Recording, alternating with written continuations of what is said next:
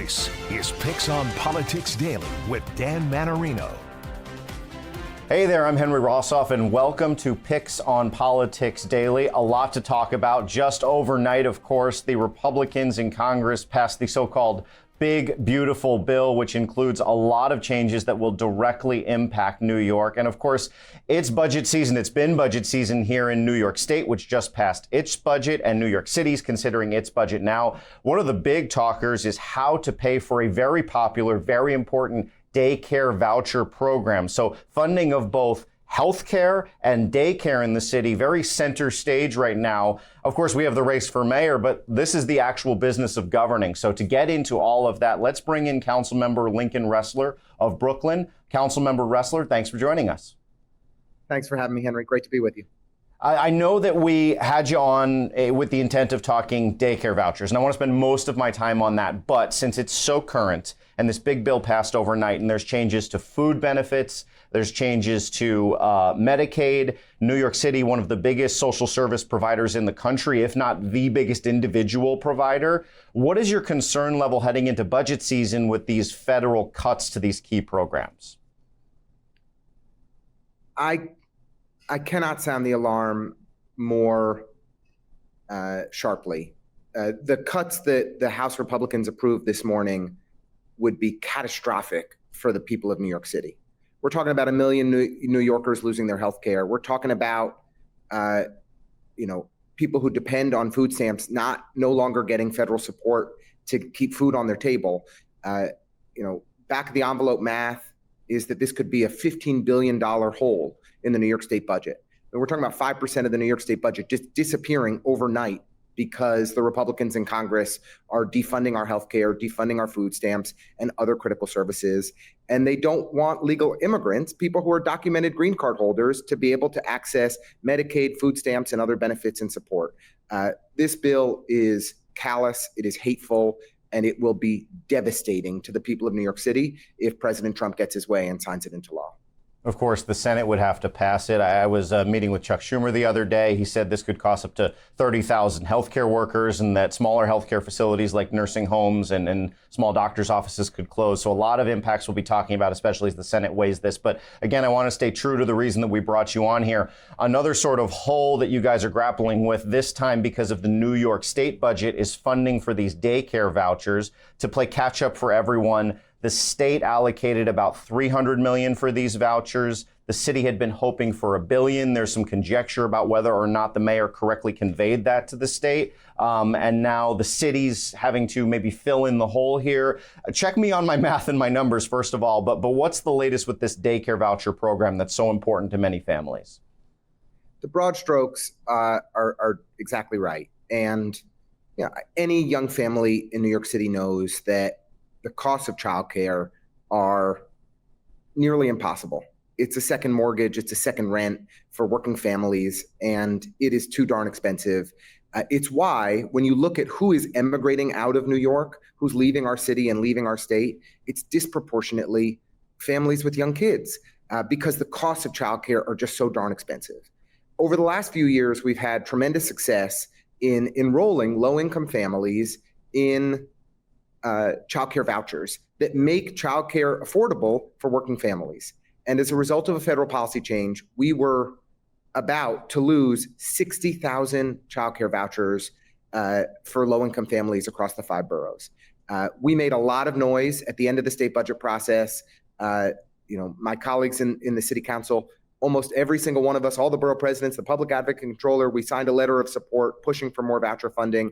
And thanks to the governor's leadership, we were able to get additional funding in the state budget to protect and preserve these childcare vouchers.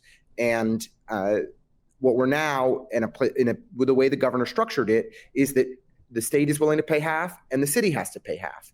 And I think that is a totally fair way to solve a difficult problem, solve a critically important issue that we were facing to ensure that working families continue to have access to the childcare they deserve.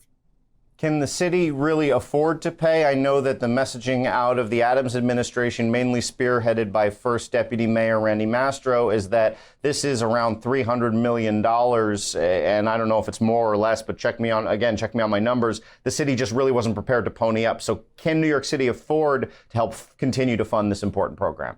I think it's important to recognize how we got into this mess. The mayor and his team didn't tell anyone that we were about to lose 60,000 childcare vouchers, that 60,000 families were about to lose their access to childcare, that childcare providers around the city were going to have to close their doors because kids were going to disappear and not be able to continue to access services without these vouchers. And I think he hoped to just take the savings and save the money. And as a result, when we found out what was happening, we pushed hard and said everyone needs to chip in. The state needs to chip in. The city needs to chip in. Budgets are moral documents. They reflect our priorities, and we need to prioritize childcare. Yes, we are facing very difficult circumstances in Washington. And if the cuts that the House passed last night are passed by the Senate and signed by the president, we're going to have to make a lot of different cuts across the board to city programs and state programs. But right now, before that happens, we have a choice to make, which is to protect the child care for these 60,000 families or not. And it appears that the mayor's team is planning to match the state money dollar for dollar. In fact, the state drafted the language in the budget. It requires them to do it, so they don't have a ton of choice here. But we want to make sure that the city dollars show up in the adopted budget that we approve next month. And that if the mayor says he's going to continue to offer vouchers for these 60,000 families and recertify these families' vouchers for another year, that the money is reflected in the budget and that they can have confidence that their vouchers are stable, that their childcare is reliable. What about continued expansion? Because I understand the sort of intermediate step with the concern over this funding was there would be a wait list. There would not be new enrollees.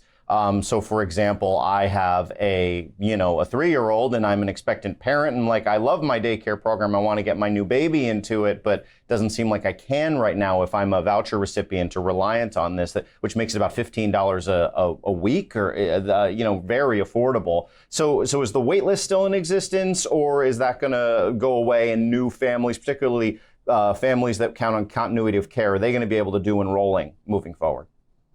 So the wait list will be starting soon. And essentially, what we were able to secure funding for in the state budget and that the city has been directed to match ensures that the 60,000 kids who have vouchers today, they'll get those vouchers renewed for another year. And we don't, though, as of now, have funding to add additional families in to get new vouchers. Depending on how enrollment goes over the course of the next few months, there may be more funds than we had anticipated. And in that case, we'll be able to enroll families off the waiting list and connect more families to vouchers. But as of now, the priority that we wanted to solve for in the state budget and that the governor really deserves credit for delivering on was for the 60,000 families that have vouchers today. They're not going to lose them. They shouldn't lose them. They should be able to get their vouchers renewed and recertified by the city administration for a whole nother year. And we're going to continue to have to find ways to support this funding beyond the next 12 months. And of course, kids will age out into 3K, and that'll create, some of these 60,000 slots will inevitably open up, and there'll be some natural sort of ebb and flow there. Well, that does it for my set of questions. Is there anything else you want to add across this important topic of daycare vouchers, the state budget, the big, beautiful bill out of Washington, anything we've talked about before I let you go? Well, the legislation that the House passed is the single most devastating bill to the people of New York City, to especially working class, low income, vulnerable people in New York City, than any bill I can ever remember.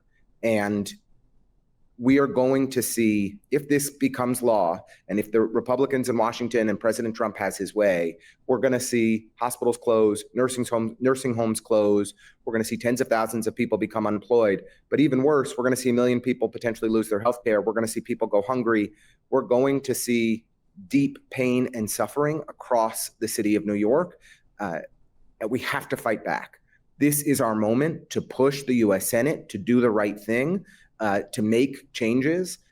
because we cannot afford for this legislation to be signed into law. It will have reverberating consequences on funding for education and cultural institutions and libraries and public health and sanitation and public safety. This will be really catastrophic, and we have to fight back to prevent President Trump and the House Republicans from getting their way. Councilmember Lincoln Restler, in not mincing words, summarizing the very real impacts he feels New Yorkers will feel if the big, beautiful bill goes through the Senate and is signed by President Trump. Councilmember Restler, thank you very much for joining us here on PIX on Politics Daily. Have a great day. Thanks so much. You too. And that'll do it for this edition of PIX on Politics Daily. We have a very special program coming up for you this Friday, a really in-depth series of questions, a forum with the 6 major Democratic candidates running for governor of New Jersey. My colleague Dan Mannarino is actually out doing some of those interviews right now. That's why you're looking at me and not him. We will have that for you in place of PIX on Politics coming up tomorrow, Friday at 6:30. And then there'll be a condensed clip show that I'm hosting of that Sunday morning. So if you missed the Friday night show, check that out Sunday morning. It'll kind of be the best, most important moments from the forum. And we'll continue to cover all these races, all of these important topics. But for now, I'm Henry Rosoff wishing you a good day.